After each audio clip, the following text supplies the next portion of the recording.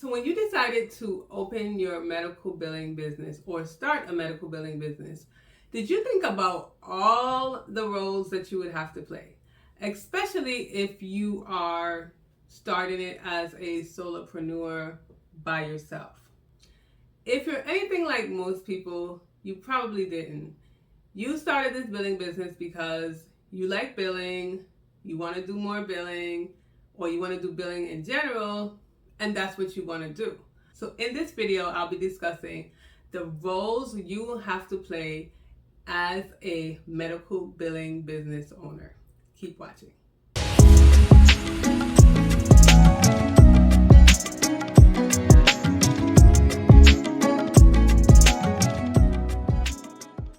My name is Tamika. I'm a certified professional biller and a certified professional practice manager.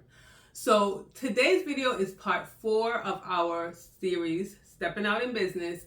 And we have spoken about mindset, strategy, money, and today we're going to be talking about roles. So if you haven't checked out the rest of those videos, because they do connect with this one, I'm going to link it above in the playlist. Now here's a little disclaimer. There are different ways you can start a medical billing business, but I'm going to be speaking about being a solopreneur, meaning you are the one who started it, you're the only one in it at the present time. That doesn't mean that that's the way it will always be or that's the way you want it to always be, but the way I'm going to be talking about it is as a solopreneur because that's how I started my medical billing business.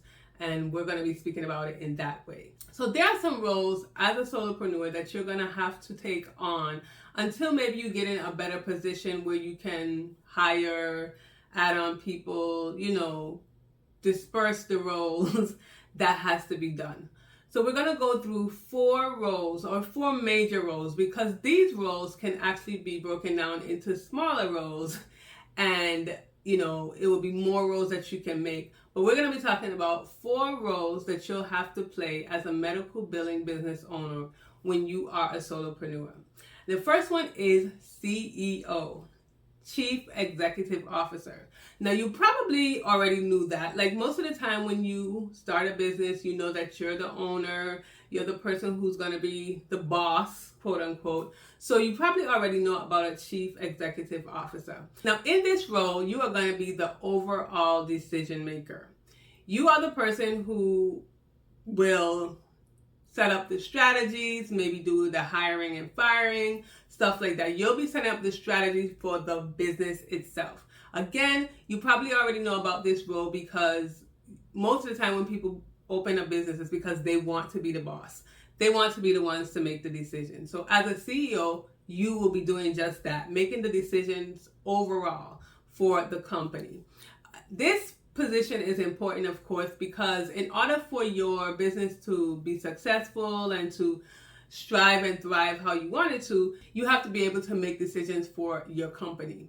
So a CEO is the first role that you will have to play. The second role is the CMO role, and that is the Chief Marketing Officer. Now, the Chief Marketing Officer will be the person who deals with the strategies of basically marketing. They're the person who will deal with advertising, maybe the advertising budget, deal with maybe the social media platforms, your website, your branding, things like that. So if let's say I had a marketing chief marketing officer, my YouTube channel would fall under that duty of the marketing officer. But because it's just me, I am the one who deals with my YouTube channel as well. So there are different roles, like I said, that you can break these main roles into, but the main role will be a Chief Marketing Officer. And you need this role because, again, if you're just starting out and you have no clients, you're going to need to try and get clients. And the way that you can do that is by marketing yourself, whether that is through social media or maybe it's through branded materials or maybe it's through advertising or radio ads or however you decide you want to market your business or advertise your business. That is what the Chief Marketing Officer would do.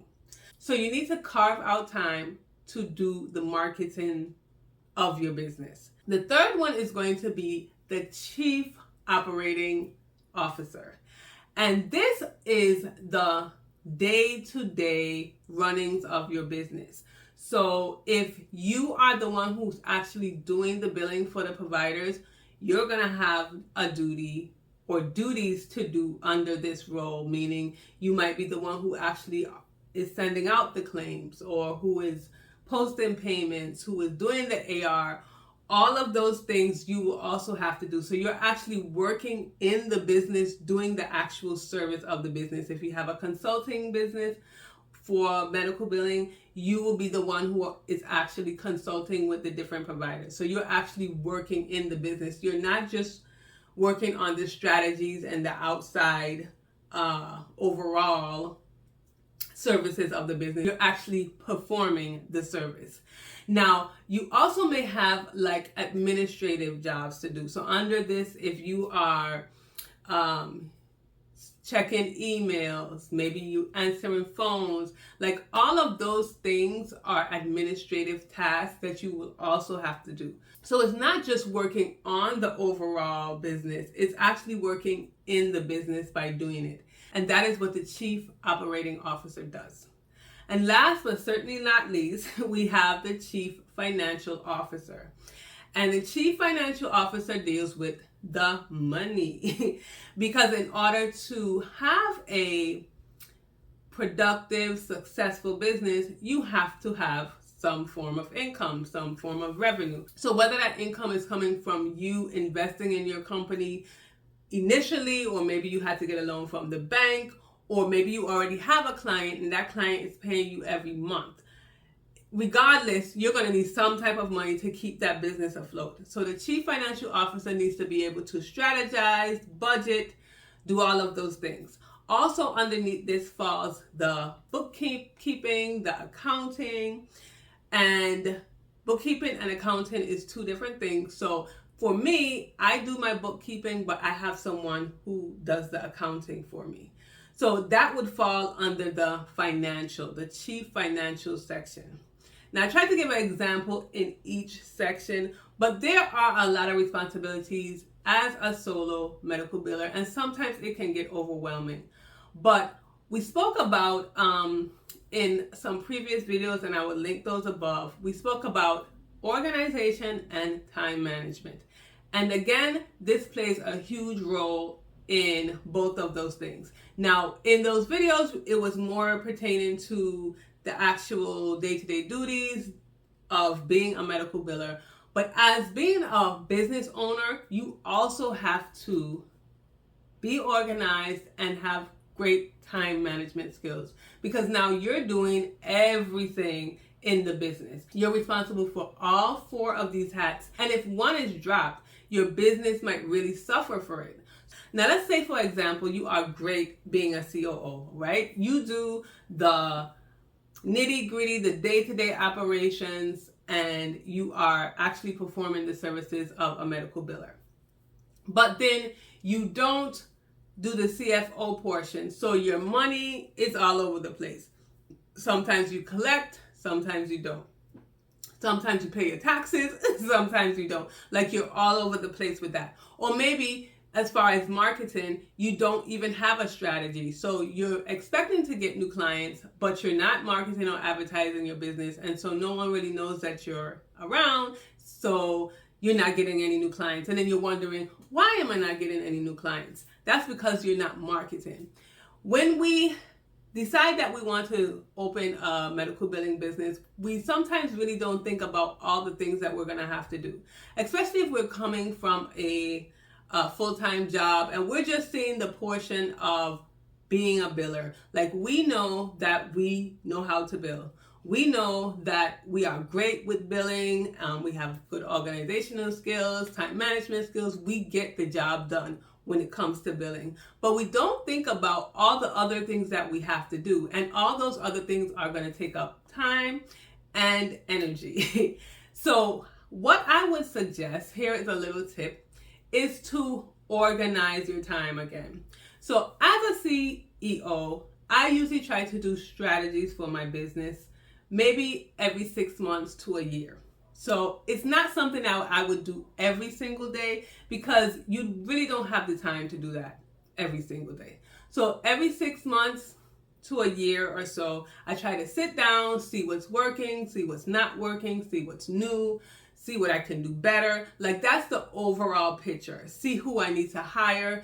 And I've actually hired one 1099 contractor who helps me a lot with administrative work and even some marketing things. So that has helped me a lot where I didn't have to do it all on my own.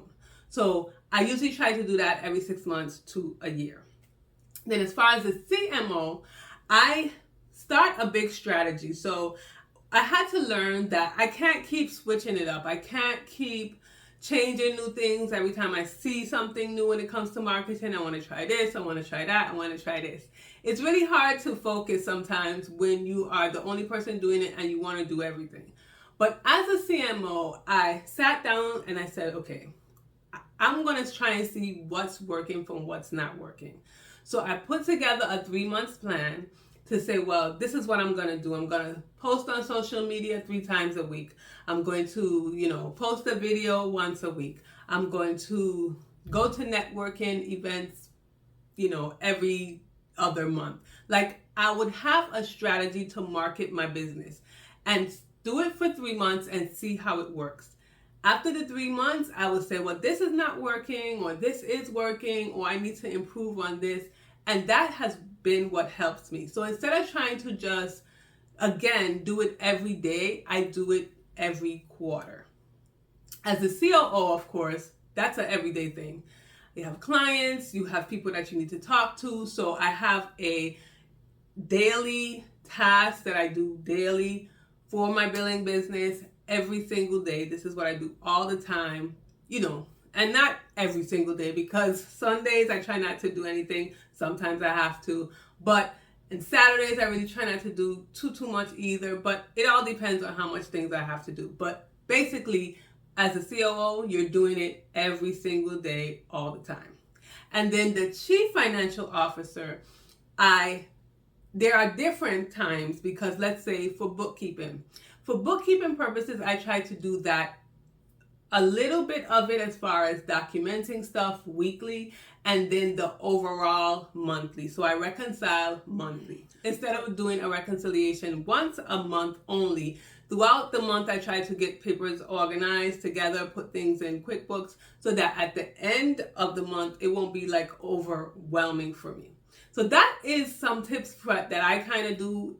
It's working for me as of right now. I don't have a huge amount of clients, so that works for me. But depending on the amount of clients you have, what you're doing, what your goal is, you might have to change that up. But I hope that these tips gave you a little bit of an idea of how I do it, and maybe you can take some on for yourself to help you out, because sometimes it can get really overwhelming being the only one in your business. So make sure you leave any questions or comments below that you have about roles that you have to play in your medical billing business. Also remember that the more people that you hire or contract out, that will take away some of the roles that you have to play in the business yourself. Now, depending on how much money you have, how they're going to assist you, if they're volunteering or whatever the situation is, it may take you a little bit longer if you don't have the money to do that, but it is just up to you when you want to, or if you want to, hire people or have people that can help you with the business so that you don't have to take on all of the roles. And always remember that medical billing is more than submitting claims. I'll see you in the next video.